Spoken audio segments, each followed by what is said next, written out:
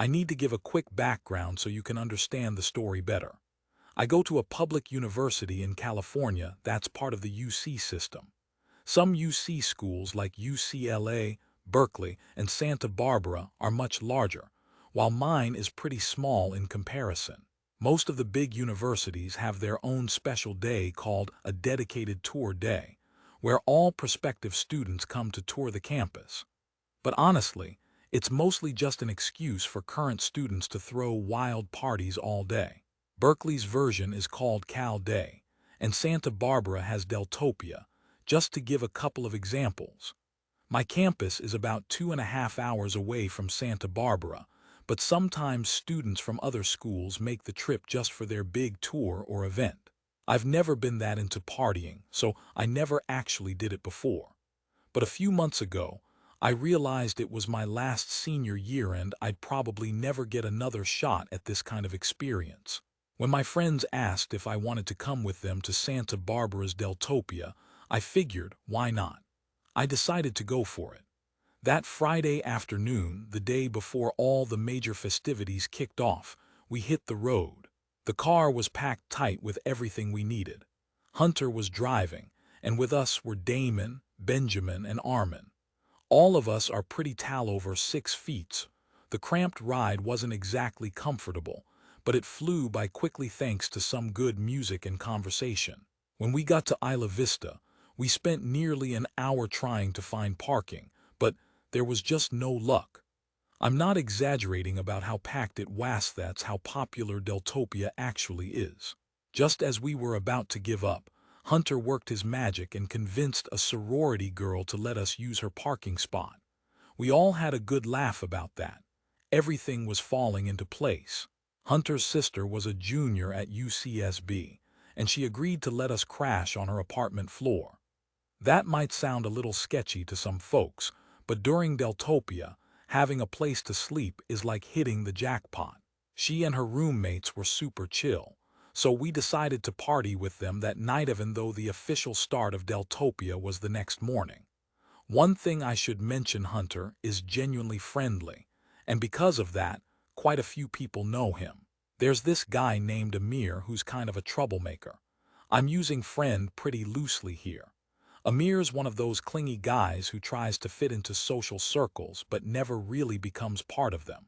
He's insecure, loud, oblivious, always seeking validation, and somehow manages to make every conversation about himself. And yeah, I know what you're thinking. Gossiping about him isn't exactly fair, but I've got my reasons. He's done some messed up things to me and my friends in the past. So, Amir had told Hunter a while back that he was planning to go to Deltopia too, but there was never any clear plan about where he'd stay or who he was coming with. None of us had mentioned him in the car, and we never expected him to show up. About an hour after we moved into Hunter's sister's place, we decided to grab some alcohol for ourselves and her roommates. When we were leaving the store, who do we see? Amir, standing on the sidewalk with his hands in his pockets, just chilling there. No one said a word. We simply kept walking toward the apartment, and he kind of just fell in step with us like he'd been there the whole time. The first thing Amir said once we were a few blocks away from the store was, "Why are you guys so surprised to see me?" Honestly, he sounded kind of brain dead. Of course we were surprised. Nothing about that was part of the plan. There was no way Hunter had even told him where we were staying, and none of us had any idea he was coming. We all kind of ignored him and kept walking, unsure how things were about to go down. Things escalated pretty fast once we got back to Hunter's sister's apartment. Amir asked if he could use the bathroom, and when Hunter hesitantly agreed, Amir ran ahead. When Hunter's sister answered the door, Amir barged right in and said, "I'm staying here," before she even had a chance to respond. She probably didn't even know who Amir was but figured he was with us. Hunter was furious when he realized Amir had lied to his sister. I could get into a lot of details, but the gist is Hunter made it clear he wasn't welcome, and lying to his sister was crossing a line. Amir didn't back down easily, tried to argue for another 20 minutes outside the door, but Hunter isn't the guy you want to mess with. Eventually, Amir got the hint and left. We got drunk after that, and honestly, talking about Amir became all anyone could focus on. Later that night, we found out Hunter had been sharing his iPhone location with Amir, which meant the guy had tracked us right to the apartment. Anyway, the next day was a blast. Deltopia definitely lived up to the hype. Most of the craziness wound down by late afternoon, so we linked up with 5 more friends. The 10 of us chilled back at Hunter's sister's place, catching everyone up on what happened with Amir. Our friends, especially Ryland, thought it was all pretty weird. Ryland checked Amir's location on his phone, and his jaw dropped. It was practically right on top of us. As soon as we brought it up, the little blue dot started moving away fast, like Amir was driving off or hiding. It was creepy. Seeing him show up a second time, especially after Hunter had told him he wasn't welcome, was borderline psychotic. Honestly, we probably should have taken it more seriously. That behavior was way over the top for Amir, but we just laughed and kept partying. Later that night, after everyone had crashed, I woke up well past midnight. I heard glass shattering somewhere deep inside the apartment, and my heart shot up. I quickly looked around, looking to see if anyone else was awake. No one was, probably because everyone was totally drunk. I knew no one else had heard it either, and if someone had broken in, I was the only one who could do anything. I didn't have a weapon, so I grabbed an empty wine bottle, took a deep breath, and slowly crept toward the noise. When I got into the living room, I saw that the sliding door to the balcony was shattered, with a huge rock sitting amid glistening shards of glass. I knew Amir was behind it, that much was clear. I was about to wake my friends when I noticed a closet door handle moving slightly. I froze, more scared than I'd ever been. I didn't think Amir would go beyond vandalism, but if he'd broken into the apartment, I was terrified. I was just about to tear the closet open when my better judgment kicked in. Instead of doing that, I snuck back into the bedroom, woke Hunter, and told him to come help me. We slowly made our way toward the living room, but the closet door was wide open when we arrived. I looked around frantically, nothing. That's when Hunter reached into the closet and pulled out a huge kitchen knife. I was stunned. Turns out, Amir had been hiding behind the door with a knife, probably planning to hurt me. He could have seriously ended my life if I'd opened that door. That was hands down the scariest moment of my life.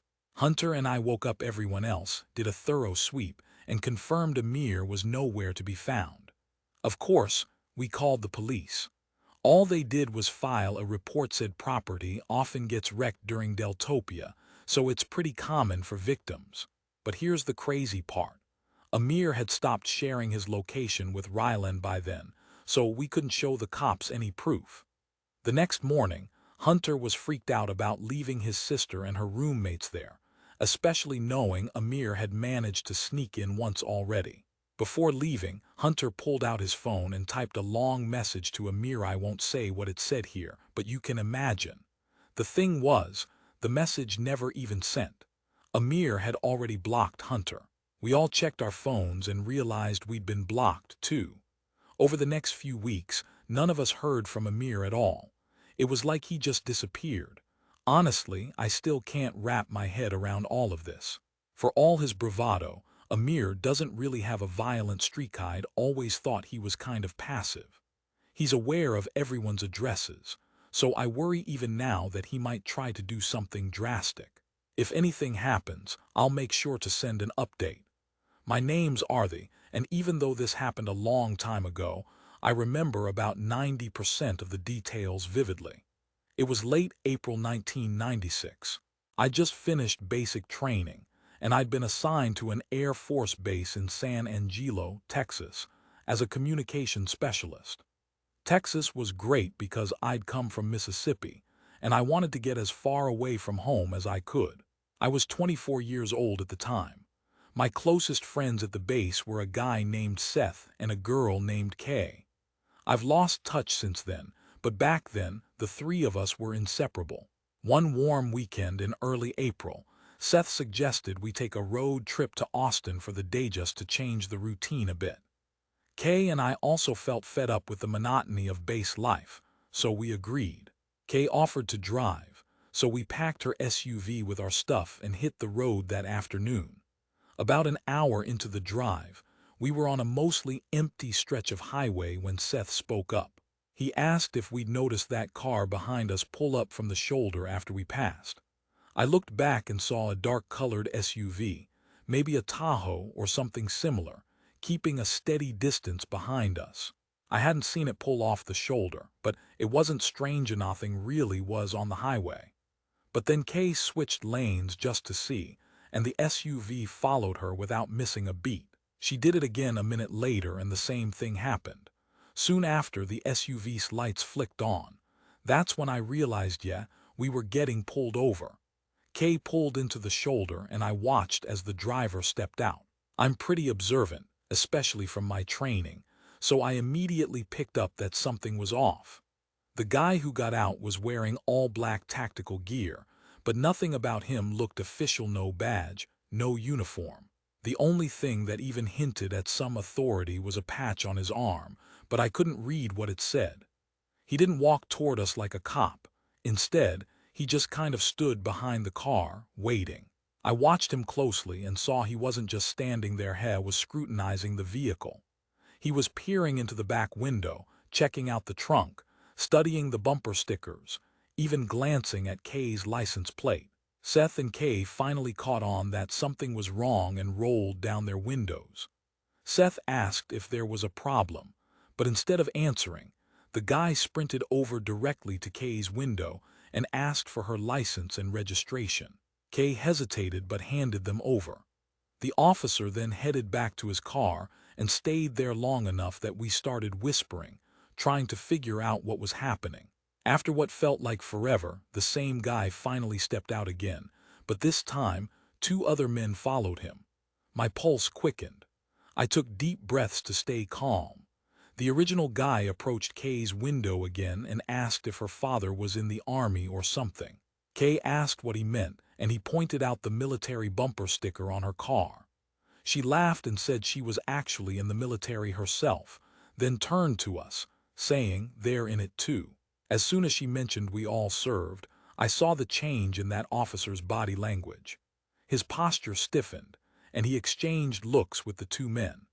Then he paused for a second. Silence hung in the air and finally told Kay he was letting her off with a warning to slow down next time. He returned her license and turned away, no other words spoken. Once they got back in their car, before Kay could even start driving, the Tahoe sped off and disappeared. We stared after it, stunned. Seth kept saying those guys weren't real officers. If they had been, they'd have done something shady. We didn't have many options left, so Kay just resumed her trip toward Austin. The trip was actually pretty fun, and when we got back to the base, we almost forgot about that weird encounter. That was until about a week later, when I saw something on the news that froze me in place. Turns out, a man and woman had been found dead in a ditch along a highway just outside San Angelo. The report said they'd been robbed and murdered, and their bodies were dumped there overnight. But what really hit me was the police found a black Tahoe abandoned nearby later, confirmed it had been stolen months earlier from out of state. Seth and I immediately looked for Kay, and the 3 of us knew we had to go to the police and tell them everything we'd seen. We gave them all the details, even feeling guilty for not reporting it sooner. And I swear, to this day, I think about how Kay's bumper sticker might have saved us that day. It's crazy to think how easily we could have ended up in that ditch if we hadn't served in the military. I usually keep things pretty private, which is why I'm only now sharing this story. But I've been thinking I don't want it to just fade away into silence.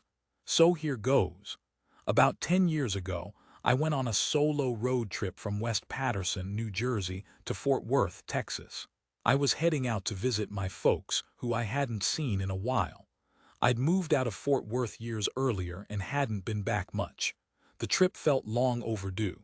Somewhere in the middle of Noheremebe, Arkansas, or near the Oklahoma border, I can't remember exactly, my car started acting up. I ignored it for a while, but eventually had no choice but to pull over. There wasn't much around, just trees, open fields and a long, empty road behind me. I popped the hood, pretending I knew what I was doing, even though I was totally clueless. I didn't want to admit I was kind of helpless. I figured I'd fiddle with it for a bit and then call AAA if needed. But that day, I didn't have AAA and I knew they charged a fortune. A few minutes later, I heard a vehicle pulling up behind me. It was a plain white pickup. I remembered noting that it didn't have a front license plate, or at least I couldn't see one. The driver's door swung open, and a man stepped out. He looked to be in his mid-30s or maybe a little older, but worn down, kind of tired. His curly hair was unkempt, and he had a long, scruffy beard that looked like it hadn't been trimmed in ages. The guy had a rough look. I'd say he probably worked with his hands a lot. Honestly, he looked like an older version of Mesame, build, height, hair color, just messier. He strolled over to my car slowly, giving it a once-over, but he didn't ask if I needed help. It's like he just assumed. Before I could say anything, he was already kneeling over the engine, acting like he knew what he was doing. I spoke up and told him what was wrong, thanking him for stopping to help. He said he was a mechanic, and based on how quickly he got to work, I believed him. I was just figuring out how to thank him when he did something that made my stomach drop. After fiddling for a couple of minutes, he stepped back, looked at the engine, and muttered that I needed a compression test or something I'd never heard of. Without it, he said, the car wouldn't start no matter what. Then he glanced over at his truck and suggested that his friend, another mechanic, could come over with the part. I didn't really know what he was talking about, but he seemed genuine, so I went along with it. He pulled out his phone to call his buddy, but he froze up, staring at the screen, then muttered that his phone was dead. Without missing a beat, he asked if he could borrow mine to make the call. I handed it over without hesitation. The moment I did, he slipped his hand into his jacket and pulled out a gun. My heart stopped. I instantly realized what was happening. This wasn't just some helpful mechanic. He didn't say much, simply told me to sit down and not do anything stupid. His calm tone told me he'd done this kind of thing before. I did what he said, feeling kind of surreal, as if we were both just going through the motions of a normal day. He rifled through my pockets, grabbed my wallet, my backpack from the passenger seat, even had me tell him my phone's passcode. Then he drove off, and that was the end of it. I'd just been robbed on the side of the road. I know I talk about it almost dispassionately now, but at the time I was furious. You can't imagine how livid I was. Trust me, nothing compares to that feeling. Unfortunately, there's more to this story. Someone else actually stopped and helped me afterward. They got my car started and even gave me directions to my parents' place, since I couldn't use my phone. I made it to Fort Worth later that night, and surprisingly, my visit with my parents was actually pretty nice under the circumstances. The next couple of weeks were a nightmare, reconciling cards, replacing IDs, updating everything I'd lost. It was a huge hassle, but I managed to get everything sorted out and move on. 6 months later, things got worse. I got a letter in the mail from a bank I didn't recognize, thanking me for opening a new line of credit. I thought it was a scam at first, but then I got another one from Best Buy saying I'd opened a credit card and racked up over $1,000, all in some tiny town in Tennessee. That's when it hit me. I'd forgotten that my Social Security card had been in my wallet when I got robbed. The guy who mugged me had everything he needed to be me. The following month was pure chaos. My credit report was a mess, with new inquiries, strange cards, and balances I hadn't made.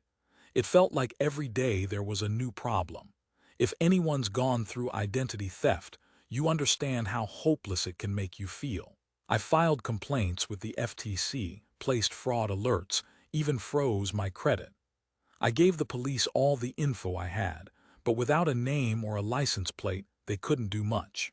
I even called police departments in the towns where evidence turned up, but it seemed to go nowhere.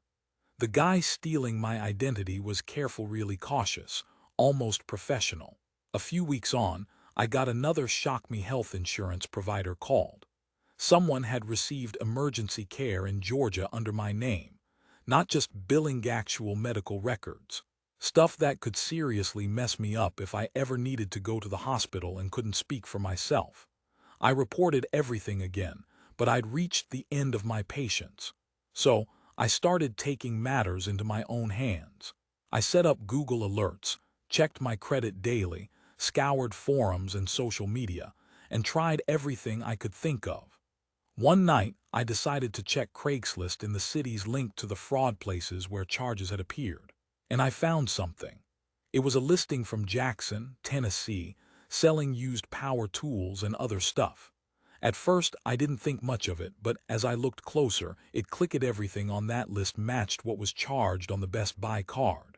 I hesitated, then responded, asking if some items were still available. I thought about attaching a tracker link or something, but I figured I shouldn't spook him. So I kept it simple. To my surprise, he didn't seem to suspect a thing. We exchanged some messages over the next few days, and he gave me a time and place to meet. Said I should bring cash. The meet was scheduled for the next day, but I couldn't bring myself to go. Honestly, I didn't trust myself around him, and I didn't want to risk doing something reckless. So instead, I called Jackson's police department, explained everything, and begged them to help. They told me they'd follow up if they could, based on the details I provided. The next day, after some back and forth, I got the guy to tell me he was driving a red pickup truck. I gave that info to the police and waited. Several hours later, they called back. The officer told me the guy had seen the police car approaching and had sped off in a panic. They followed behind him, and quite honestly, his driving got worse from there. Had lost control, crashed into a ditch. Not a serious crash, but enough for officers to approach him and take matters further. The guy was a nervous wreck, nervous, talking in circles. When they mentioned the stolen items, he cracked. He said he didn't know where the stuff came from, claimed a friend had given it to him, and that he'd decided to resell it on his own. That's when everything clicked. They got enough evidence from him, and he ratted out some of his friends. Thanks to his cooperation, the police arrested the real thief. I'd never felt more relief. Like I said, I'm not trying to get this traced back to me, so I'll keep some details vague. But I will say, that guy who mugged me wasn't acting alone. Turns out, there were 3 of them total. And I wasn't the only target. They'd been preying on travelers and isolated drivers along a few interstate routes in the South. Eventually, all 3 of them were caught, charged, and put behind bars. Justice at last.